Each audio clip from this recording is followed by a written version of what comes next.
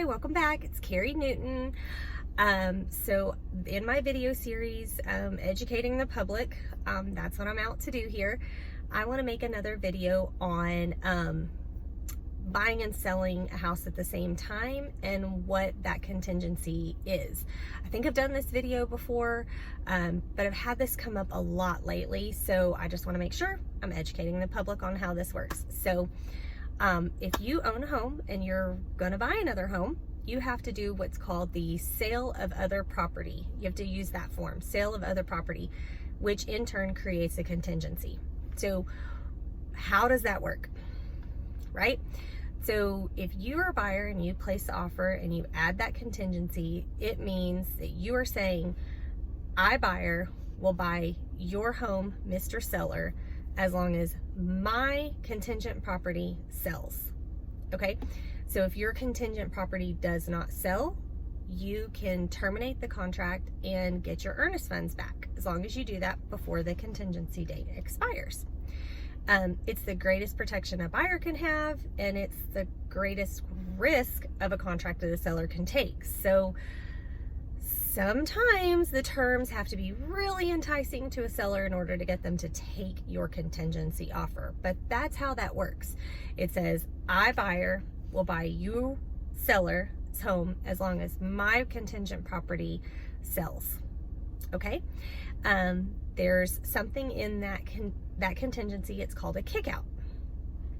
What that kick-out means is if the seller receives another offer that is not contingent, they can go back to you as buyer in first place position and say, buyer in first place position, I have received a offer that is not contingent. What do you, buyer, want to do?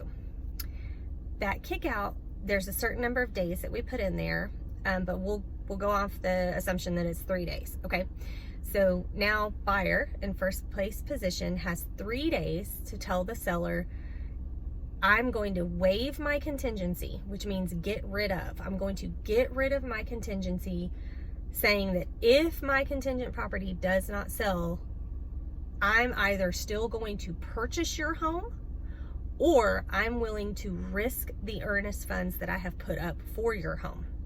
Okay, I'm going to waive my contingency, or I'm going to terminate my contract. I'm going to say to my contract, and I'm going to let you accept, Mr. Seller, the buyer from second place and move them into first place. Okay, so that's how that kick out works.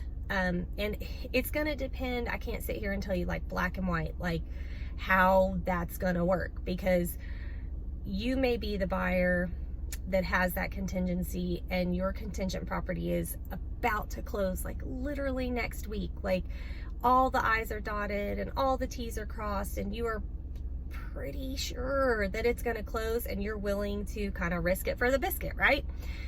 Or you could be the buyer that's like, my house is not under contract. We've had nobody come and look at it. It's really risky for me to waive my contingency.